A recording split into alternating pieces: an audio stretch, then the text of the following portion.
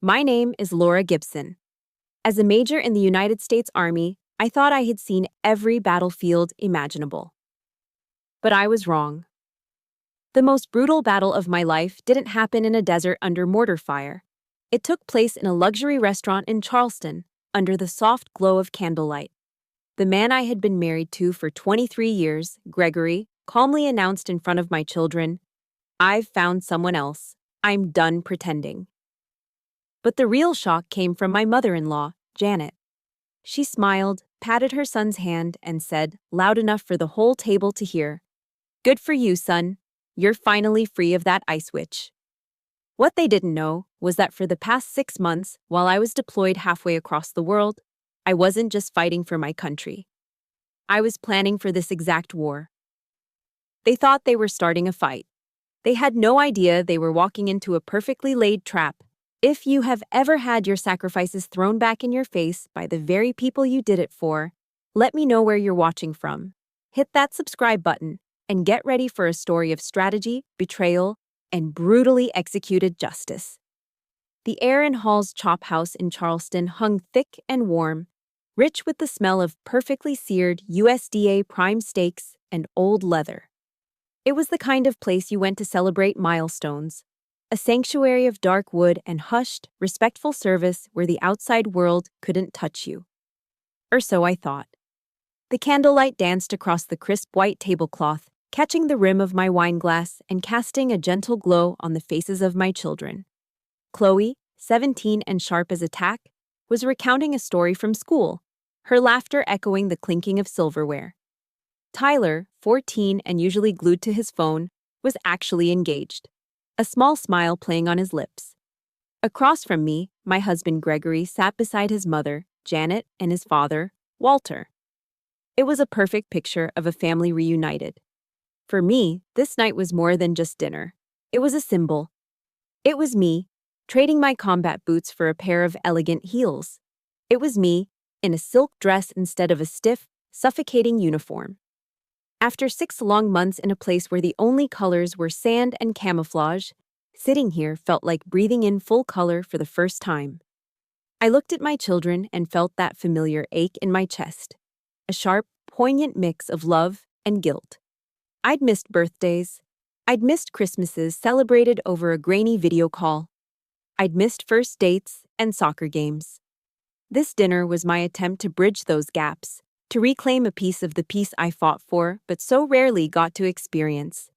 This was supposed to be my reward, a fragile, beautiful, and utterly fake moment of tranquility.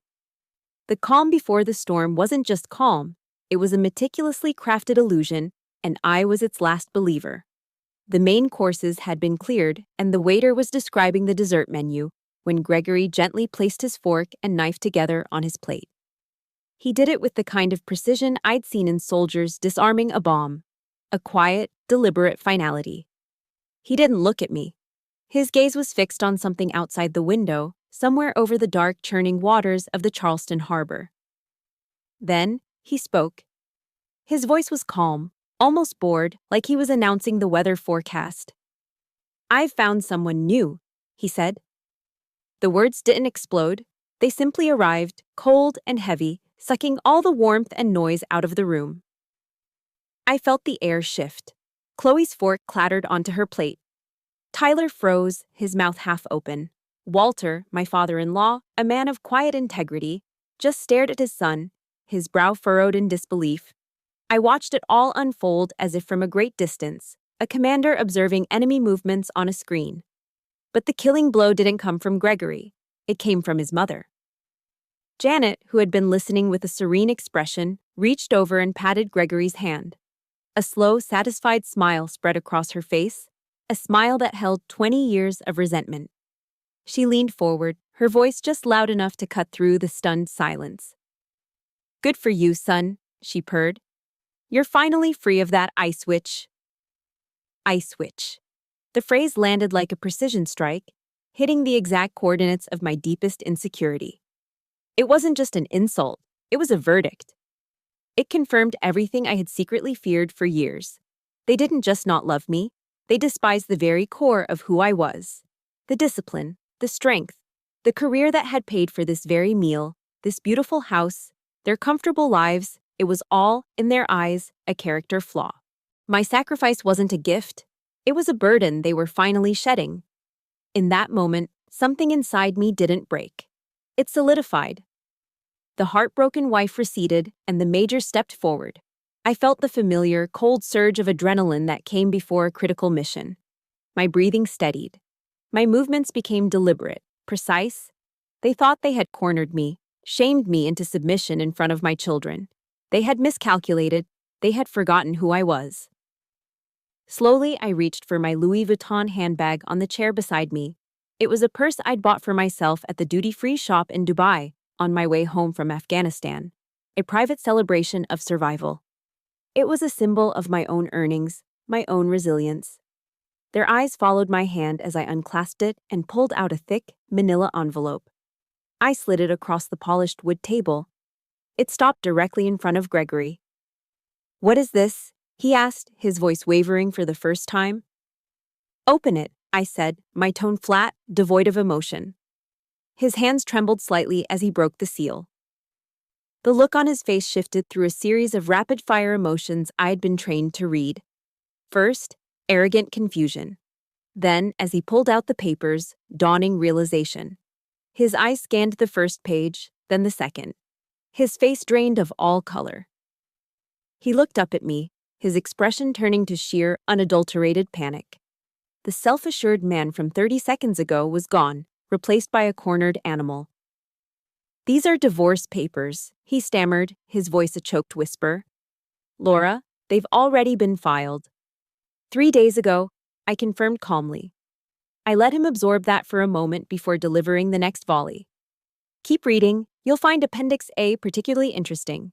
It's a full accounting of the joint savings account, specifically the $109,850 you illegally transferred to your mother's name over the last year."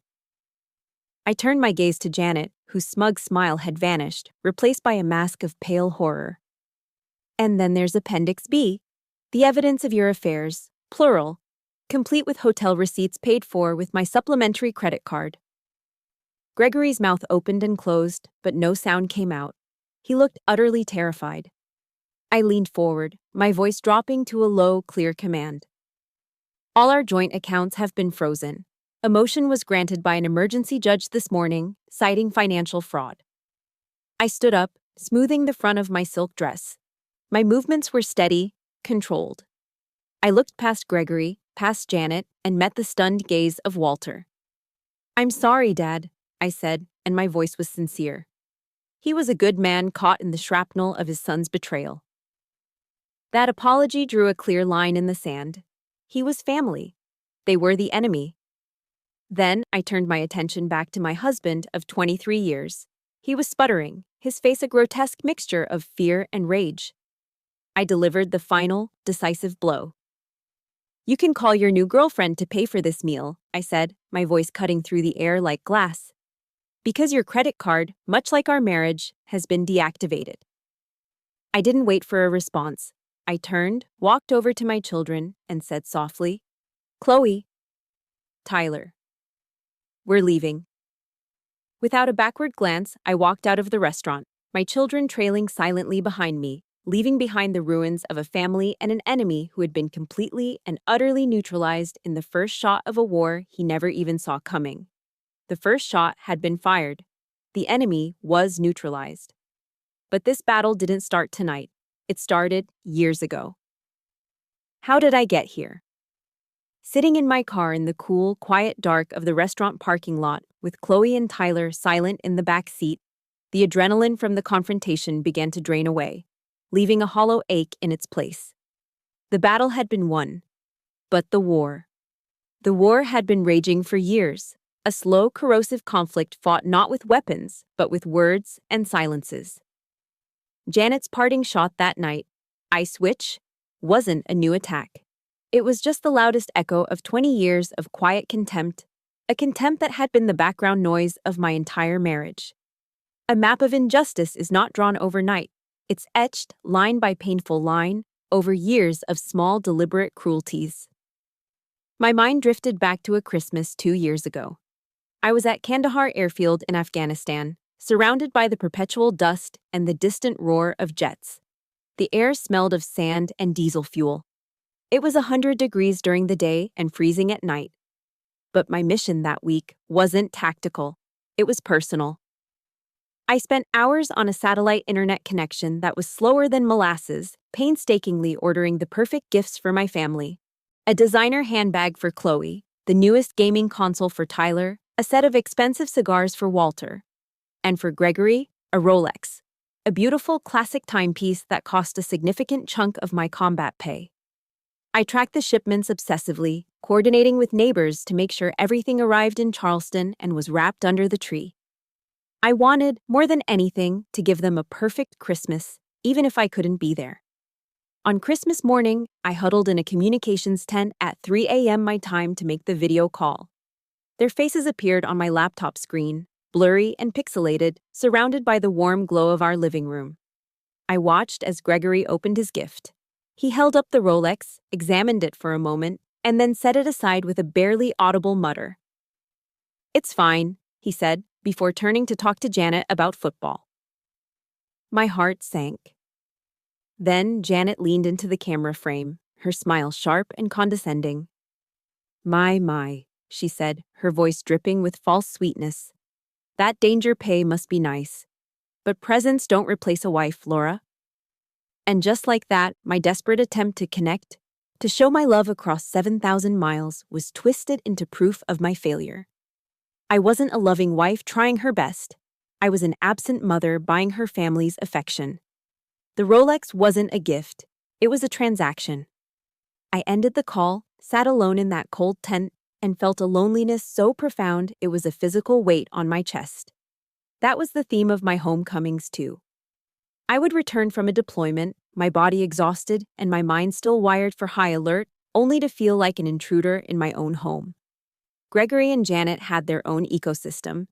They had inside jokes I didn't get, routines I disrupted, a shared life built in the negative space of my absence. To them, I wasn't Laura, their wife and daughter-in-law. I was Major Gibson. Gregory would introduce me that way at parties, a little smirk on his face. "This is my wife, Major Gibson," he'd say, as if my rank was a novelty act. Once, I overheard him talking to a friend on the patio. "My wife's a robot," he'd said with a laugh. "You just wind her up, she goes to work, makes the money, no emotions needed." I realized then that while I was facing life and death, they were building a comfortable existence funded by it.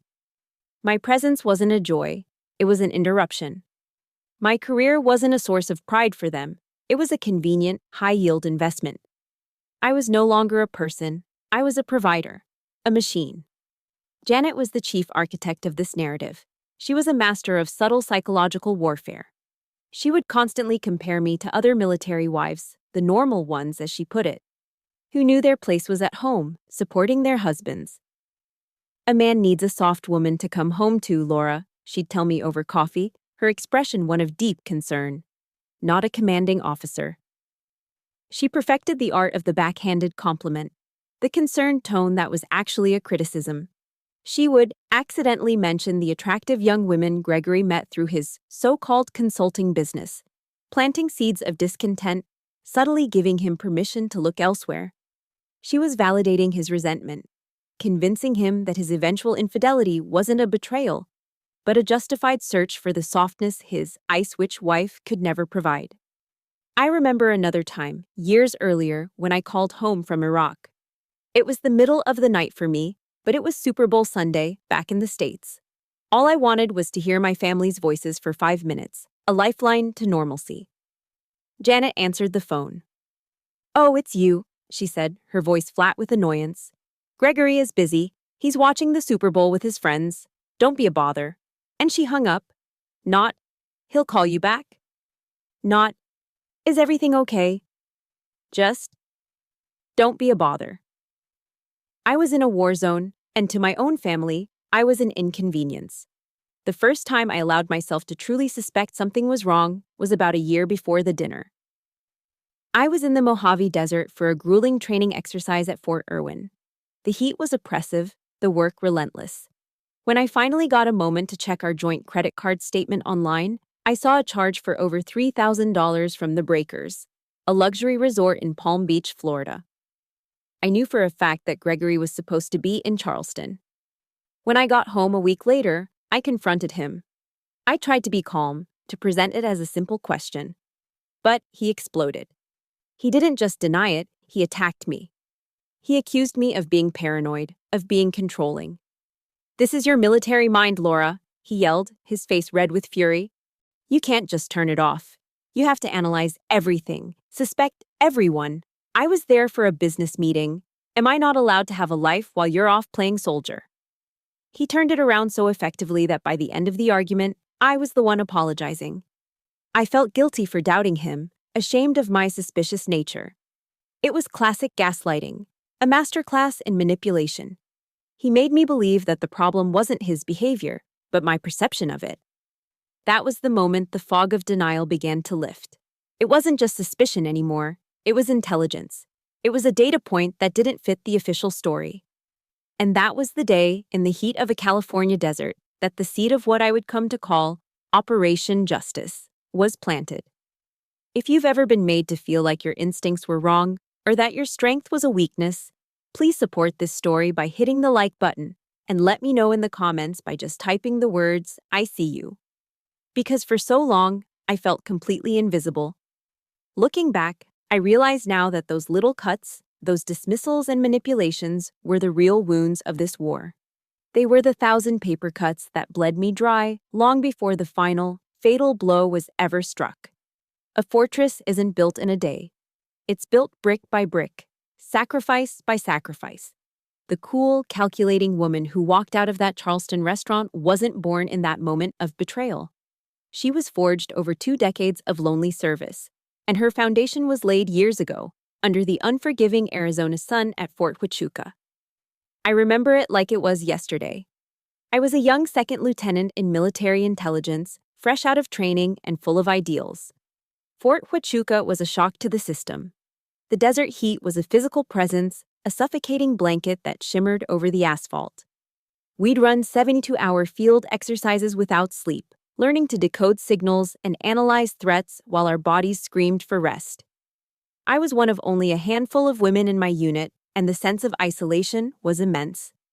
I had to work twice as hard to be considered half as good, constantly fighting to prove I belonged. Back then, Gregory was still playing the part of the supportive husband. But his support was a shallow stream of empty platitudes. He complained endlessly about having to move to a dusty hellhole in Arizona for my career. He spoke of his own stalled career as if he'd been on the fast track to becoming a CEO, when in reality, he'd never held a job for more than a year. His support came with a price tag of perpetual guilt. He made me feel like my ambition was an inconvenience to his life, a debt I was accumulating with every promotion. I wasn't just fighting to prove myself to the Army, I was fighting a second, quieter war against the guilt he so expertly weaponized against me. And with every step forward in my career, the price of that guilt went up. Each new rank, each new set of insignia on my collar cost me a piece of my family life. When I pinned on my captain's bars, I missed Chloe's first school play. I saw the pictures later, her dressed as a clumsy but adorable tree, a huge smile on her face, a smile I wasn't there to see in person. When I was selected for the Command and General Staff College, a huge honor that paved the way for me to become a major, it meant a full year away from home. The goodbyes were gut-wrenching. I would sit in front of my laptop thousands of miles away, trying to memorize the changing shape of my children's faces, while Gregory sat just off-screen, sighing dramatically. His sighs were louder than any words. They were carefully orchestrated performances designed to say, "Look what you're doing to us. Look at the burden I have to carry because of you." He turned my sacrifice into his hardship, and I felt like I owed him something I could never possibly repay. The most painful moments were the ones where I felt completely helpless.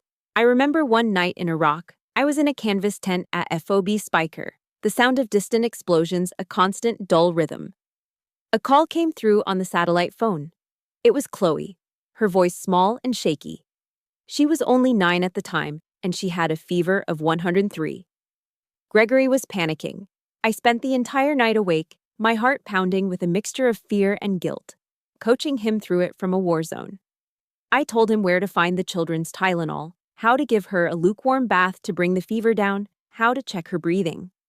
I was a mother trying to care for her sick child via a crackling satellite connection, feeling the full, crushing weight of my choices. I was protecting my country, but I couldn't protect my own daughter from a fever. Meanwhile, as I was collecting scars both visible and invisible, Gregory was building his life of leisure. His consulting firm was a fiction, a barely there website, and a box of business cards. It was a respectable cover for a life of calculated idleness. As a military dependent, he had full access to the best facilities the Army had to offer. He spent his days playing golf at the lush, manicured courses on base, using the officers' club for lunch meetings with clients who never seemed to materialize.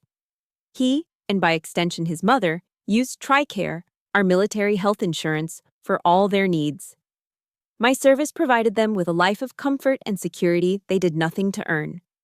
The hypocrisy became painfully clear one afternoon when I was home on leave. I was balancing our checkbook and found a charge for $5,000 from a high-end golf pro shop. When I asked him about it, he didn't even flinch. "I needed a new set of clubs, Laura," he said, as if it were the most obvious thing in the world. "I have to maintain an image for my clients. You have to spend money to make money." I was speechless. I had just come from a place where my soldiers were risking their lives for a few $100s of hazard pay. And he was spending thousands on a hobby using our joint savings. I should have screamed. I should have thrown him out. But I just bit my tongue. I told myself it was the price of keeping the peace, of maintaining the illusion of a happy, stable family for my children. I chose their perceived stability over my own self-respect. The turning point, the moment the quiet acceptance turned into cold resolve, came late one night, a few months before everything imploded. I was at my desk in the Pentagon. It was almost midnight, and the building was quiet except for the low hum of computers.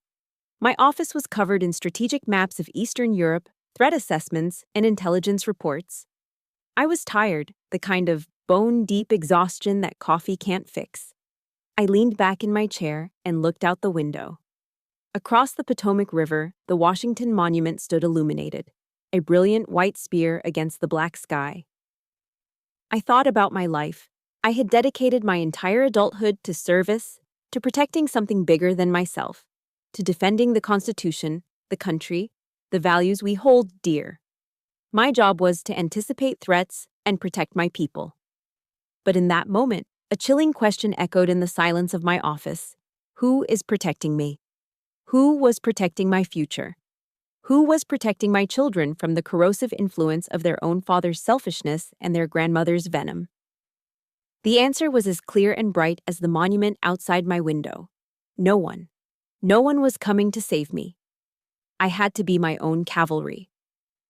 In that quiet, sterile office, surrounded by the machinery of war, I made a silent vow. I would be the protector. I would be the strategist. I would be the fortress for myself and for my children. The mission was no longer about a foreign enemy on a distant battlefield. The new mission was here, at home. And for the first time, I was ready to fight for myself. In the lonely silence of my Pentagon office after that silent vow, I knew I couldn't wage this war alone. A fortress needs allies. A commander needs a general staff. For 20 years, I'd mistakenly believed my family was my support system, only to realize I was a commander utterly alone on the battlefield. That had to change.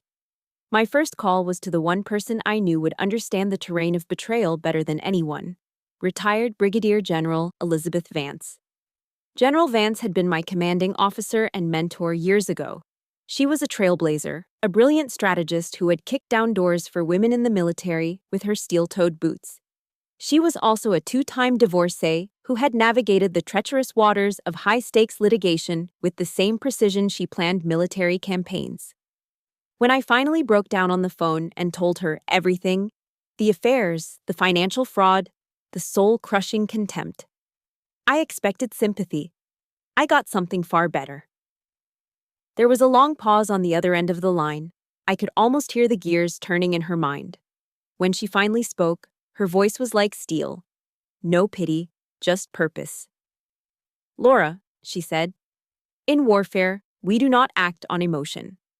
We gather intelligence, we build alliances, and we choose our moment to strike. Your personal life is no different. Treat this as a campaign. Operation Justice. Your objective is to secure your assets, protect your children, and neutralize the threat. Now, let's build your team." Her words were a bucket of ice water, snapping me out of my grief and back into focus. She didn't see a heartbroken wife. She saw a fellow soldier in need of a mission plan. That single conversation rebuilt my shattered morale. I had my orders. The first step was intelligence gathering. General Vance gave me the name of a private investigator in Phoenix, where Gregory and I owned our primary home. "She's the best," Vance had said. "Ex-Army CID. She speaks our language." That's how I met Olivia, my own private intelligence unit. Olivia was nothing like the grizzled PIs you see in movies. She was a sharp, professional woman in her late 30s with a firm handshake and eyes that missed nothing. As a former Criminal Investigation Division agent, she understood the military world, and more importantly, she understood the unique sacrifices of a female soldier. I didn't have to explain the deployments, the missed holidays, the constant feeling of being torn in two. She just got it. A few weeks later, she presented her first report. The evidence was damning. Photos, timelines, financial records of Gregory's infidelity.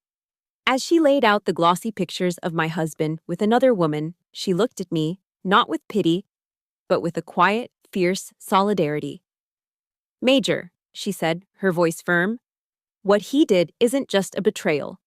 It's an insult to the uniform you wear. He used the freedom and security you provided him to dishonor you. We're going to make it right." Tears welled in my eyes. For the first time, someone saw my pain not just as a spurned wife, but as a soldier whose service had been desecrated. It was a validation so profound it felt like a physical balm on a raw wound. Olivia wasn't just working for me, she was fighting alongside me. A rock-solid alliance was formed. With the intelligence secured, it was time to bring in the heavy artillery. Olivia recommended a lawyer in Phoenix named Catherine Voss. My meeting with Catherine was less like a legal consultation and more like a pre-mission briefing in a war room. Her office wasn't filled with dusty law books. It was lined with whiteboards covered in strategic diagrams and flowcharts. Catherine herself was a force of nature, a woman in her 60s with a shock of platinum blonde hair, a tailored power suit, and in gaze so sharp it felt like it could dissect you. She listened to my entire story without interruption, her fingers steepled under her chin. She reviewed Olivia's evidence, her expression unreadable. When I finished, a slow, dangerous smile spread across her face. "Excellent," she declared, her voice crisp and confident. "Our adversary is arrogant, sloppy, and overconfident. He has handed us every tactical advantage. Our mission is not to fight him head-on. Our mission is to set a trap and let his own greed and ego do the work for us." Catherine wasn't just a lawyer. She was a grandmaster of legal chess. She saw the emotional wreckage of my life and, from it, drafted a flawless plan of attack. She transformed my pain into a legal weapon. With General Vance as my advisor, Olivia as my intelligence chief, and Catherine as my ultimate weapon, Operation Justice was officially a go. I finally had a team. A real one. It made me realize that family isn't always about blood. Sometimes it's about the people who choose to stand with you in the foxhole when the world is exploding around you. It reminded me of a Thanksgiving I spent at Bagram Airfield in Afghanistan. We had just endured a rough week, and morale was low. I was thousands of miles from my kids, feeling the ache of loneliness that always hit hardest on holidays. I was expecting to eat a dry turkey patty from a vacuum-sealed MRE pouch alone in my quarters. But my unit had other plans. They had scrounged and bartered for whatever ingredients they could find: canned cranberry sauce from the PX, potatoes from the mess hall, a questionable-looking turkey someone had procured. They cooked a feast in a makeshift kitchen. We all gathered around a long, collapsible table, a motley crew of soldiers from every corner of America, sharing stories of home and trying to forget where we were for a few hours. At one point, my master sergeant, a big burly man from Chicago named Rodriguez, came over and put a heavy hand on my shoulder. "Major," he said, his voice a low rumble, "don't you worry. Out here, we're your family." In that moment, surrounded by the men and women I served with, I understood. I had never truly been alone. I had a different kind of family, one forged not in a home, but in hardship. A family built on shared sacrifice, mutual respect, and unwavering loyalty. And it was that family, the one that had my back in the deserts of Afghanistan, that gave me the strength to finally fight for myself in the battlefield of my own life. With my new team assembled, I was no longer just a wife fighting back. I was a commander with a mission. And I knew the enemy wouldn't stay silent for long. I was just waiting for their next move. With my team assembled and my strategy in place, a quiet confidence settled over me. I was a commander with a mission. But I knew the enemy wouldn't stay silent for long. And then, a few weeks before that fateful dinner, they made contact. It didn't come as a frontal assault, but as a covert infiltration, disguised as a peace offering. The first move came from Gregory. He called me late one night while I was still at my desk, reviewing intelligence reports. The caller ID flashed his name, and I let it ring twice before answering, schooling my voice into a neutral tone. "Laura," he began, his voice dripping with an artificial sweetness I hadn't heard in years. It was the voice he used when he wanted something, a cloying, syrupy sound that always set my teeth on edge. "I was just thinking about you, about us. I miss you, honey."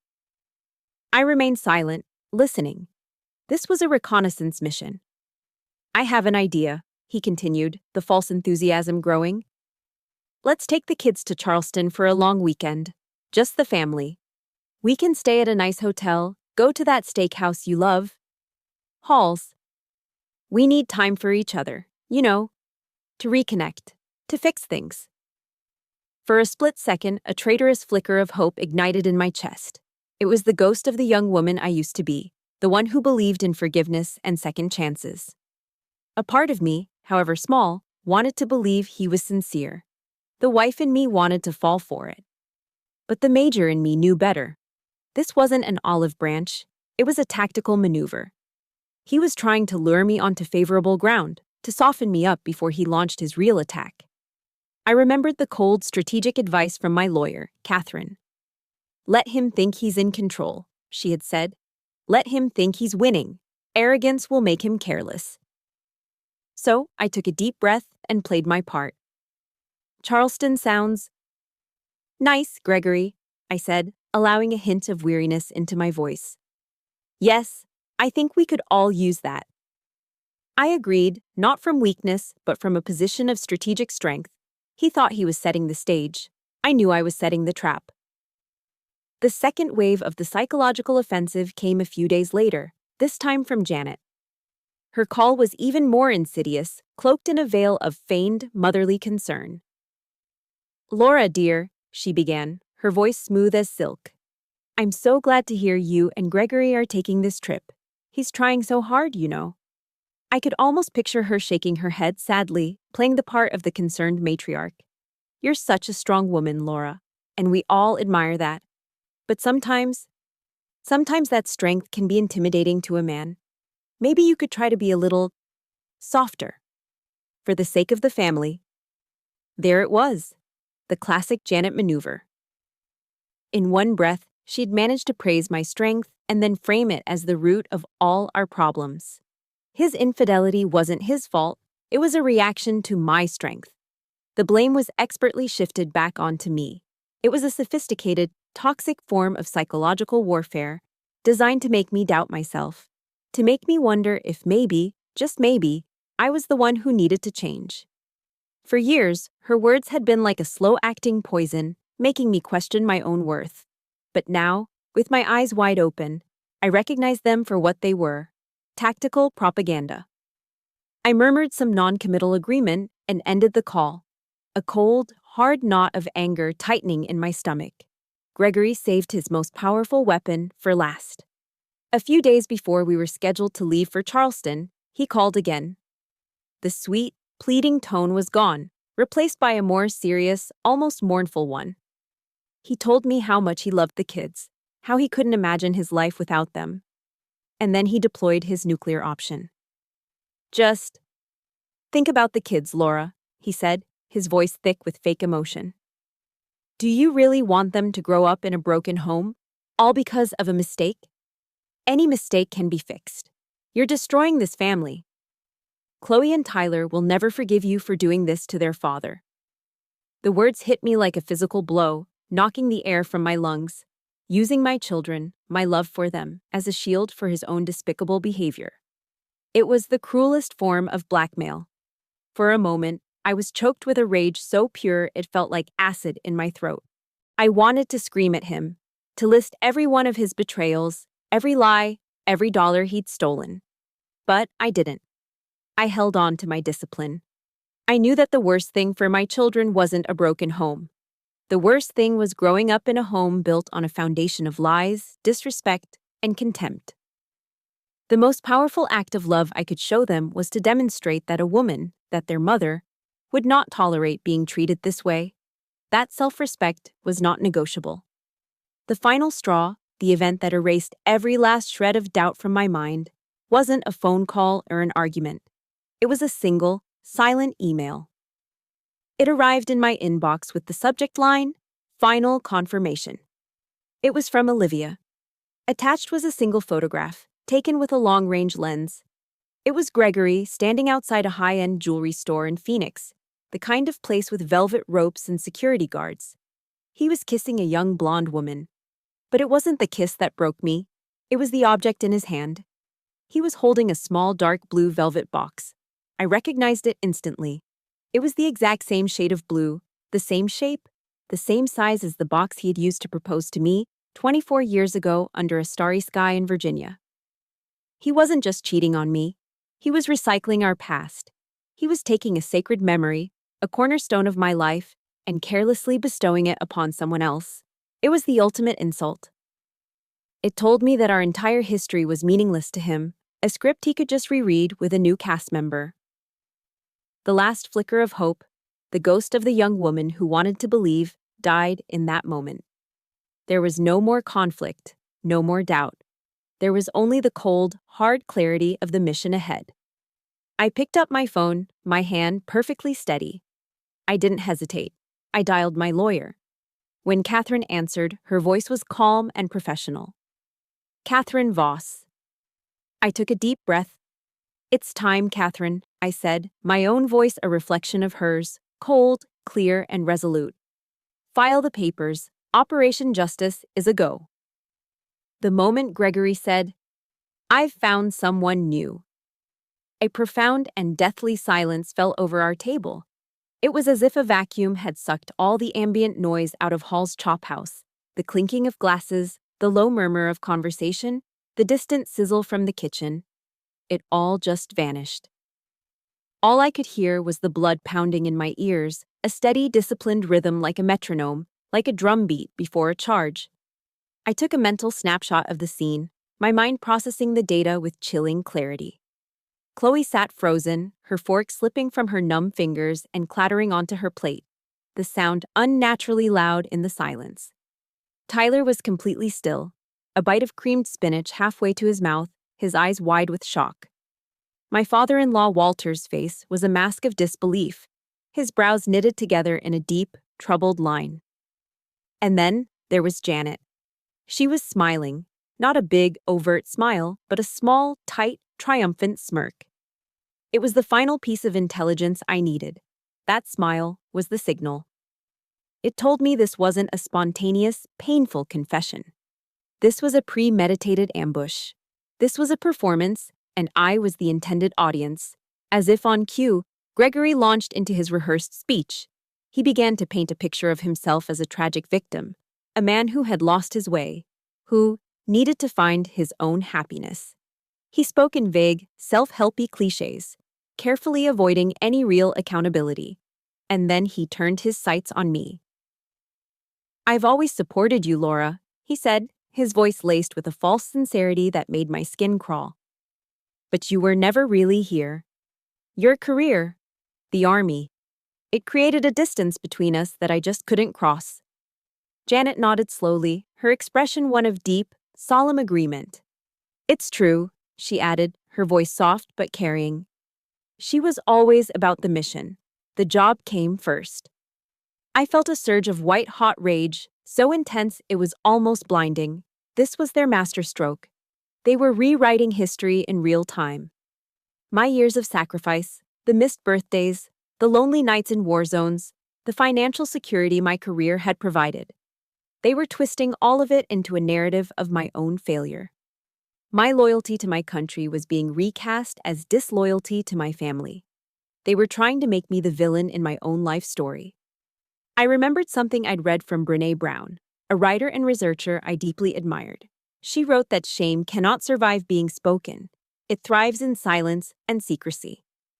And in that moment, I understood Gregory and Janet's strategy. They were using public shaming as a weapon.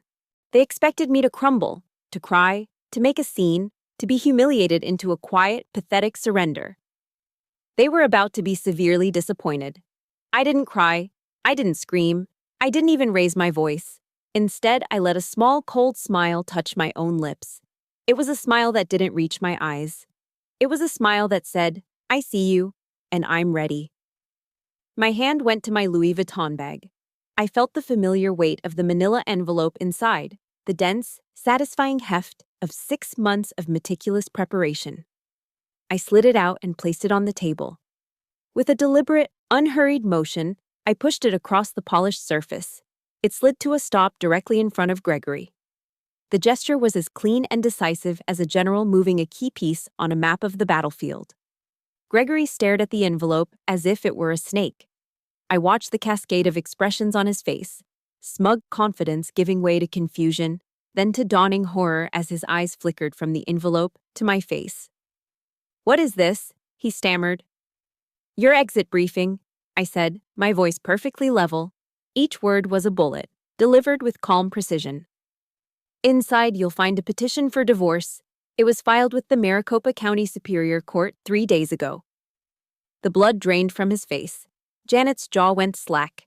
The smug satisfaction was gone, replaced by pure, unadulterated shock. But I wasn't finished. The first volley had landed. It was time for the full barrage. My voice remained low, but it cut through the silence like a razor. I suggest you turn to Appendix A, I said, my eyes locking onto Janet. It's a complete forensic accounting of our joint savings, detailing the wire transfers totaling $197,850 into a private account under your name, Mrs. Gibson. An act which, under Arizona law, constitutes financial fraud. Janet let out a small, strangled gasp. I shifted my gaze back to Gregory. Then there's Appendix B. It's a comprehensive file compiled by my investigator. It details your relationships with not one, but 3 other women over the past 18 months. It includes copies of hotel bills from the Ritz-Carlton in Miami, the resort in Palm Beach, and a lovely little bed and breakfast in Savannah, all paid for with the supplementary credit card I gave you for emergencies. His face was a grotesque mask of terror. He was cornered, and he knew it.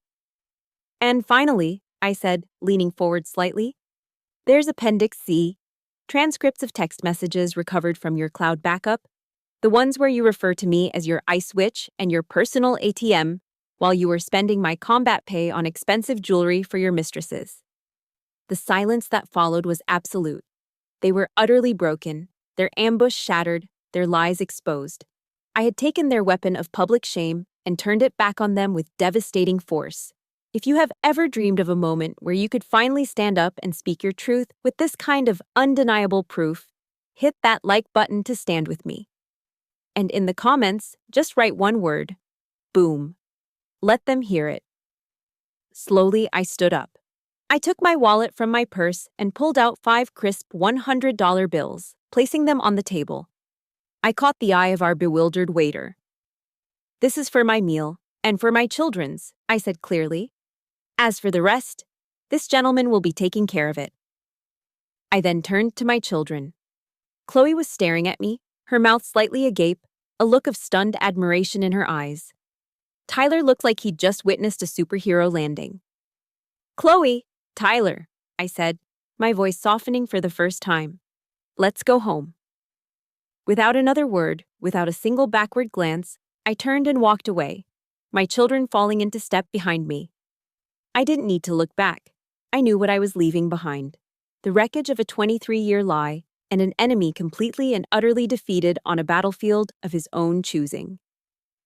The drive home from the restaurant was silent. Chloe and Tyler sat in the back, the shock of the evening wrapping them in a quiet blanket. As soon as I pulled into our garage, my phone, which I had put on silent, lit up the dark car. And it didn't stop. Call after call. Gregory, Janet. Gregory again. Then Janet. It was a relentless digital assault. I walked into the house, plugged the phone into its charger on the kitchen counter, and simply watched it buzz and light up, a frantic, desperate beacon in the quiet room. I didn't answer. Catherine had been crystal clear in her instructions. Do not engage, let them talk. Panicked people make mistakes. So I let them. I let every call go to voicemail. Later that night, after the kids were in their rooms, I sat at the kitchen table with a cup of tea and listened to the messages. It was like listening to the complete psychological unraveling of two narcissists. The first voicemails were full of blustering rage and threats of legal action. Then the tone shifted to desperate, tearful pleading, begging me to think about what I was doing. Finally, it circled back to blame, with Janet accusing me of being a cruel, vindictive monster for airing our private business in public. Their panicked, contradictory ramblings were better than any confession. Listening to them, I didn't feel a surge of triumph or glee. I felt a cold, hard certainty, a quiet confirmation that I had made the absolute right decision. Every word they spoke was another nail in their own coffin. The next morning, it was time for our war council. I logged onto a secure video call from my home office. On the screen, two faces popped up: Catherine, my legal grandmaster in Phoenix, and Olivia, my intelligence chief. It felt exactly like a morning intelligence briefing. Olivia went first, sharing her screen. Final confirmation on the adversary's movements, she said, her tone all business. She displayed flight itineraries, car rental agreements, and hotel bookings for Gregory and his primary mistress, all meticulously documented. He's not just sloppy, he's arrogant. He made no effort to hide his tracks. Then Catherine took over. All right, Laura, let's review the phases of attack, she said, pulling up a flowchart on her screen. Phase 1, asset neutralization. That was executed perfectly last night. All joint accounts are frozen. His access to your credit is cut off. He's financially isolated, she continued. Phase 2, protective measures. I'm filing for an emergency temporary restraining order this morning, citing his threatening voicemails. And we will file for temporary full custody of the children. Phase 3, full-scale assault. At the preliminary hearing, we will present the evidence of financial fraud and adultery. Our objective is not just to win the divorce, but to claw back every single dollar he and his mother stole. And Laura, she added, her eyes sharp, don't forget our ace in the hole. She was referring to the Uniform Code of Military Justice.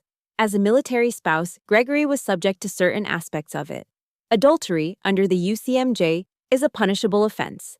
Financial fraud against a service member, especially while they're deployed, is taken extremely seriously. A conviction could not only have legal consequences, but could also impact his right to any portion of my military pension. It was a powerful piece of leverage. I found myself nodding, contributing my own analysis. They'll play the victim, I said. Gregory's next move will be to try and manipulate the children. Janet will launch a smear campaign among our mutual friends. We need to anticipate and counter these moves. We were a perfect team. Logical, strategic, and completely focused. For the first time in this nightmare, I felt powerful. I felt safe. But the next step was the one I dreaded most. I had to brief my children. That afternoon, I sat them down on the living room couch. I didn't want to poison them against their father, but they deserved the truth. I approached it like a situational report, calmly, factually, without emotional embellishment. Your father and I are getting a divorce, I began. I explained that he had made some choices that broke the trust in our family. I told them about the money, in simple terms. I told them he had another relationship. I even showed them a single, non-salacious piece of evidence, a credit card statement showing a charge for a woman's diamond necklace. I braced myself for tears, for anger, for accusations. What I got was something else entirely. Chloe, my stoic, observant daughter, just looked at me and shook her head. "Mom, I'm not stupid," she said, her voice quiet but firm. "I'm not a little kid anymore. I've seen how he treats you, how Grandma talks to you. I've seen it for years. Honestly," she took a breath, "I'm just glad you're finally doing something about it." I was stunned into silence. Then, Tyler, my quiet, sensitive son, who had been staring at the floor, simply leaned over and wrapped his arms around me in a tight hug. He didn't say a word, but his embrace told me everything I needed to know. It was a hug of unconditional support, of love, of relief. In that moment, I knew this wasn't just my fight. It was ours. This wasn't a bitter divorce. It was a mission to protect our real family, the three of us. Their support was the armor I never knew I had. About a week later, I received one more phone call. It was from Walter, my father-in-law. I was hesitant to answer, but I did. His voice was heavy with shame. "Laura," he said, and he sounded 10 years older. "I am so ashamed. I had no idea about the money. I promise you. But I know what I saw at that restaurant. There is no excuse for what Gregory did, for what my wife did. I want you to know, I'm on your side. I'm on your side and the kids' side." Tears pricked my eyes. He had no idea what that call meant to me. It was a lifeline of decency in an ocean of deceit. It was confirmation that the entire family wasn't rotten to the core. It was a small but powerful light in the darkness.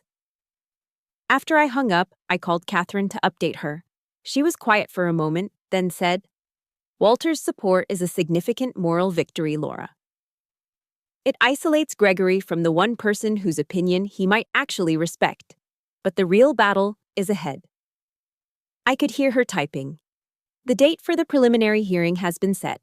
The courtroom is our designated battlefield. Be ready." Catherine's final words to me before the hearing were, "Be ready." And I was. The day of the preliminary hearing, I walked into the sterile, imposing Maricopa County Courthouse, feeling not like a victim, but like a soldier entering her designated battlefield. I wore a sharply tailored navy blue suit, a set of clothes that felt like its own kind of armor. Authoritative, but not my military uniform. This was a civilian battle, and I was dressed for it. Across the courtroom, Gregory and Janet sat huddled with their lawyer. They looked tired, their arrogance from the restaurant replaced with a nervous, frayed energy. Gregory's lawyer was a slick, polished man named Peterson with a shark smile and expensive shoes. He used a kind of manufactured confidence that I'd seen 1,000 times before. Catherine had briefed me on their strategy. "They have no facts," she'd said, "so they will attack your character. Let them. Let them walk right into the kill zone." So I sat ramrod straight beside Catherine, my hands clasped calmly in my lap, and I waited. Peterson began by painting a masterful fictional portrait of my husband. He described Gregory as a devoted, long-suffering man, a husband left behind while his wife chased glory around the globe. He spoke of Gregory's unwavering support for my career, conveniently omitting that my career was his only source of income. He was trying to sell a narrative of the neglected husband, hoping to win the court's sympathy. I kept my expression neutral, my gaze fixed on the judge, just as Catherine had instructed. We were letting him exhaust his ammunition on a target that wasn't there. Then Peterson deployed his heavy weapon. He cleared his throat, adopted a somber tone, and turned his attention to me. "Your Honor," he said, his voice filled with false concern, "we have the utmost respect for Major Gibson's service to our country. However, her file indicates multiple combat deployments to hostile fire zones. We are concerned that these traumatic experiences may have lingering effects." He paused for dramatic effect. "We are concerned about her mental stability, and therefore her fitness as a primary custodial parent." A wave of cold fury washed over me. This was it. The lowest blow. He was attempting to weaponize my service, to turn my sacrifice, my dedication, my scars into a disqualification for motherhood. It was a vile, despicable tactic, an insult to every man and woman who has ever worn the uniform. I could feel my hands clench into fists beneath the table, but on the surface, I remained a statue of calm. I would not give them the satisfaction of an emotional reaction. Catherine rose slowly. She didn't object. She didn't raise her voice. She simply walked to the projector and said, "Your Honor, with the court's permission, I would like to present some evidence regarding Mr. Gibson's character and financial activities." The judge, a stern, no-nonsense woman in her 60s named Holbrook, nodded. "Proceed, counselor." One by one, Catherine projected the evidence onto the large screen for the entire courtroom to see. First, the bank statements. The clear, undeniable trail of nearly $200,000 flowing from our joint account into Janet's. With each new document, Catherine would turn to Peterson and ask the same, simple question in a calm, almost gentle voice. "Counselor, do you dispute the authenticity of this document?" Peterson, looking increasingly flustered, could only mutter, "No, we do not." Next, the photos from Olivia. Gregory with his arms around a blonde in Miami. Gregory laughing with a brunette in Savannah. The hotel bills, all itemized, all paid for, with my credit card. "Counselor," Catherine repeated, her voice like a steady drumbeat, "do you dispute the authenticity of these photographs and receipts?" "We do not," he mumbled, refusing to make eye contact. Then came the text messages, blown up on the screen in damning black and white. "The ice switch is deployed again. Time to live a little. Just have to wait for the ATM to wire more cash." The courtroom was utterly silent, the only sound the quiet click of Catherine's remote. Gregory stared at the screen, his face pale and slick with sweat. Janet looked like she might faint. "Finally, Your Honor," Catherine said, her voice still perfectly even. "The plaintiff would like to call a surprise witness to the stand. We call Walter Gibson." A ripple of shock went through the courtroom. Gregory whipped his head around to stare at his father, his eyes wide with betrayal. Walter, his face etched with a deep, sorrowful resolve, walked steadily to the witness stand and was sworn in. Catherine's questions were simple and direct. "Mr. Gibson, to your knowledge, has your son Gregory held a steady job in the last 10 years? Walter cleared his throat. "No, he has not." "And to your knowledge, who has been the sole financial provider for your son, your daughter-in-law, and their children during that time?" Walter looked directly at me, his eyes full of regret. "Laura has," he said, his voice clear and strong. "Everything they have is because of her. My son has been living off his wife's military salary for his entire adult life." It was devastating. Peterson had no questions. When Walter stepped down, Judge Holbrook removed her glasses and rubbed the bridge of her nose. She looked at all of us for a long, silent moment. Then, her gaze settled on Gregory's lawyer. "Counselor," she said, her voice cold and sharp as chipped ice, "your attempt to weaponize Major Gibson's honorable service to this country against her is, without a doubt, one of the most despicable legal tactics I have ever witnessed in this courtroom." Peterson shrank in his chair. Then she turned to Gregory. "And Mr. Gibson," she continued, her voice dripping with contempt, "you are not the victim here. Your wife served this country, and you repaid her by draining her bank account and cheating on her. You are not a neglected husband. You are a con man." Gregory and Janet sat frozen, their faces masks of stunned disbelief. The judge's gavel came down with a sharp, final crack. "The court's ruling is as follows," she declared, her voice ringing with authority. "Temporary sole legal and physical custody of the minor children is awarded to the plaintiff, Major Laura Gibson. The defendant will have supervised visitation only. Furthermore, the defendant is ordered to repay the full amount of $197,850 to the plaintiff within 30 days, pending a final settlement. This hearing is adjourned." It was over. I didn't feel joy. I didn't feel triumphant. I felt a release.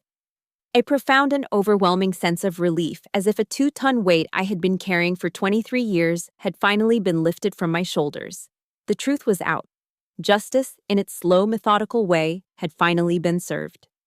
Walking out of the courthouse that day, I expected to feel triumphant, vindicated. Instead, I just felt empty. I drove home in a daze, the adrenaline of the courtroom battle seeping away, leaving behind a profound and hollow exhaustion. It felt like the end of a long, grueling deployment. The mission is over, the threat is neutralized, but your body and mind are still vibrating from the strain. I didn't celebrate. There were no champagne toasts or victory laps. I simply walked into my quiet house, sat down on the living room sofa, and let the silence wash over me. The victory in court was also a confirmation of a total loss. I had lost 23 years of my life to a lie. I had lost the man I once loved, the father of my children. I had lost the very idea of the family I thought I was fighting to protect. And in that quiet moment, I finally allowed myself to cry. Not for Gregory, not out of anger or pity for him. I cried for the naive young woman who had walked down the aisle, full of hope. I cried for the exhausted captain who coached her husband through their daughter's fever from a war zone. I cried for the woman who had believed, for far too long, that her sacrifice would one day be seen and valued. I was mourning her, because after today, she was gone forever. It was in that moment of raw, quiet vulnerability that my phone rang. I didn't recognize the number, but I answered it anyway.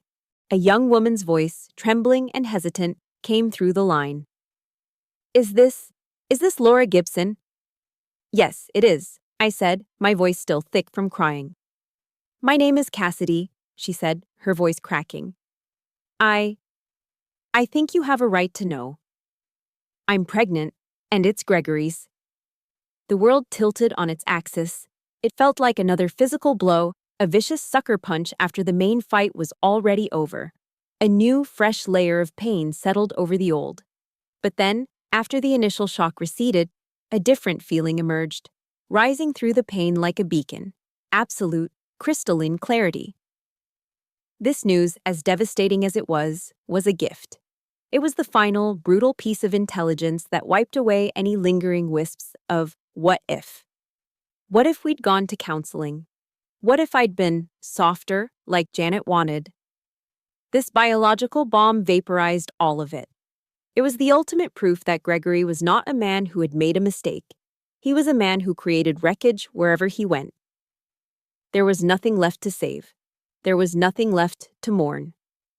Thank you for telling me, I said, my voice surprisingly steady. Then I hung up and immediately called Catherine. As expected, Gregory failed to meet the court-ordered 30-day deadline to repay the money. At the subsequent contempt hearing, Judge Holbrook was not amused. She gave him an ultimatum, her voice like ice. Repay the full amount within 1 week, or she would issue a warrant for his arrest. Jail time.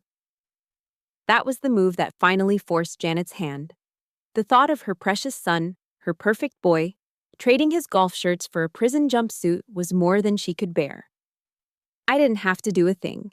I just sat back and watched the consequences unfold. Olivia sent me the link to the real estate listing. Janet had to sell the beautiful historic house in downtown Charleston she was so proud of, the one she loved to boast about. She had to sell her antique furniture, her silver, her paintings. It wasn't the revenge I sought, but it was the direct and unavoidable outcome of her greed and her complicity. A week later, a cashier's check for the full amount was delivered to Catherine's office. The money was wired into a new trust account I had set up for my children. It didn't feel like a victory. It felt like justice being restored, like a debt finally being paid. A few days before the final divorce hearing, Walter called and asked to meet me for coffee. We met at a small, quiet cafe in Phoenix. He looked 10 years older, the light in his eyes dimmed. He didn't make excuses for his son. Laura, he said, stirring his coffee without looking at me. I've filed for divorce from Janet. I can't live with a woman who would knowingly and willingly participate in something so cruel, who would help her son steal from the mother of her own grandchildren. He finally looked up, his eyes filled with a profound sadness. He pushed a small envelope across the table. Inside was a personal check. It wasn't a large amount, but that wasn't the point. This isn't about the money, he said, his voice thick with emotion. This is an apology. For my part in all of this. For not seeing what was happening in my own house. Please, he pleaded. Just let me continue to be grandpa to Chloe and Tyler. They're all I have left. I pushed the check back towards him. I accept your apology, Walter, I said softly. But I can't take your money, and you will always be their grandfather. That was never in question. That conversation was a turning point.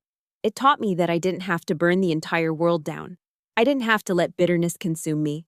I could draw firm, clear boundaries. I could cut out the toxic parts and still hold on to the small sliver of good that remained.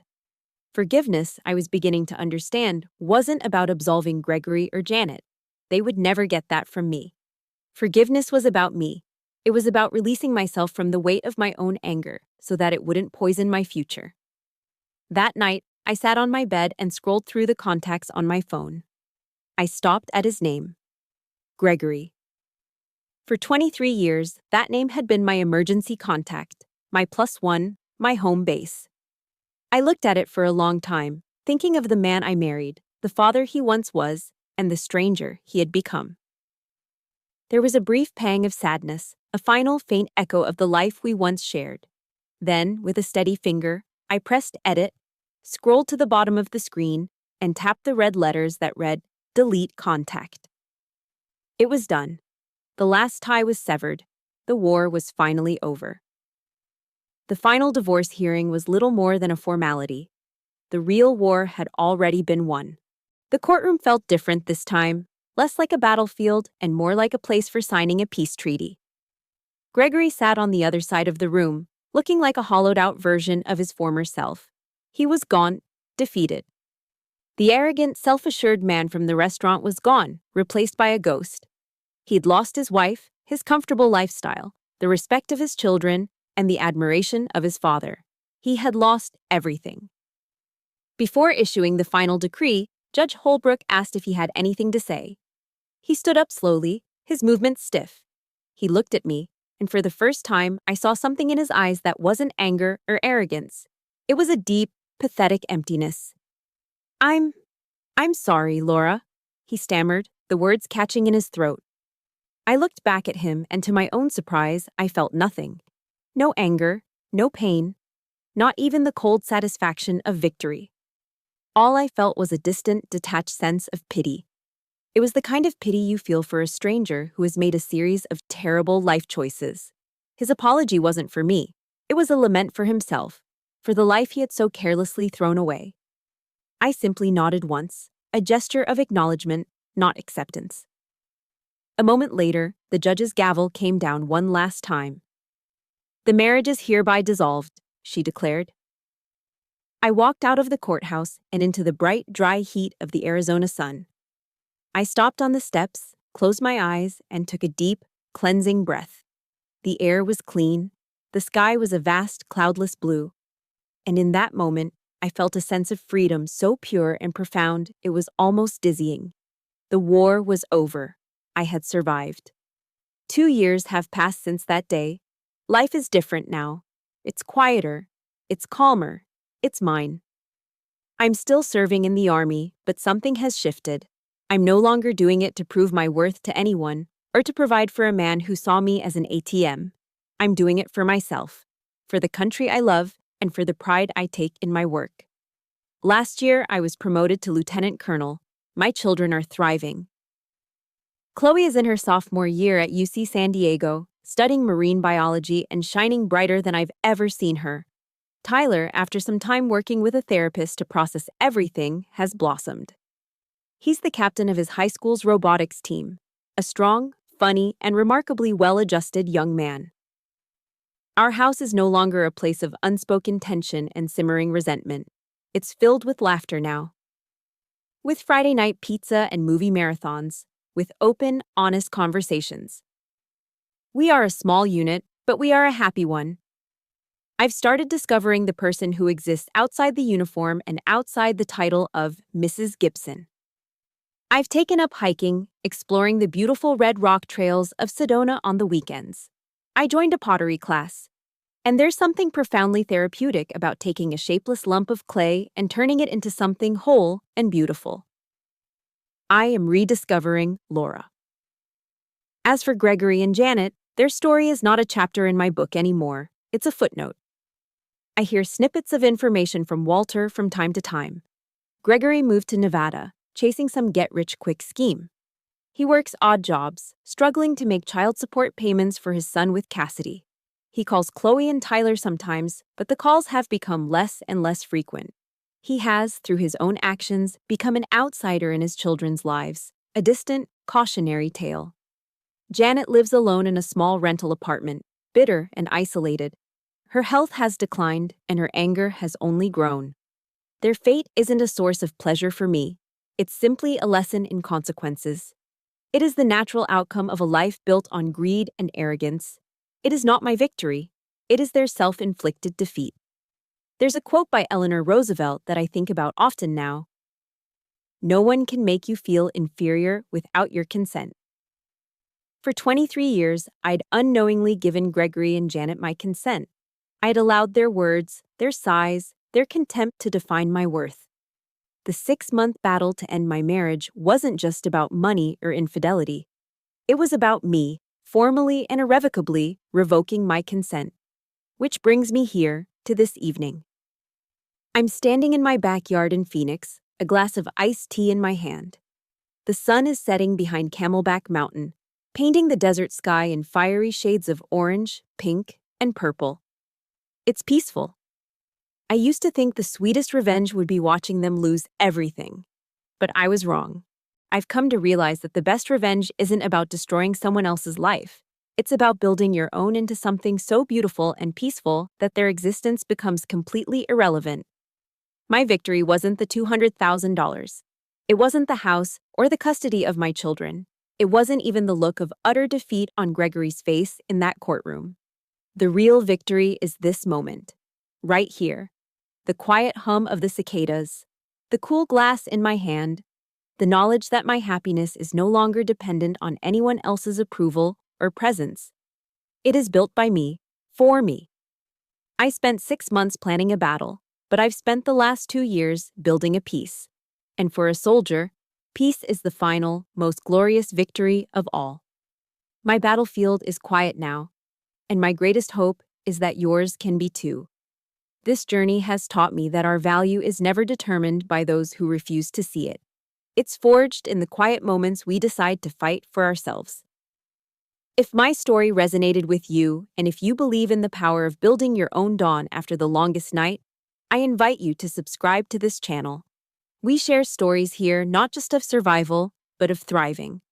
And in the comments, I'd be honored if you would share one simple thing that brings you peace. Let's fill this space with what truly matters.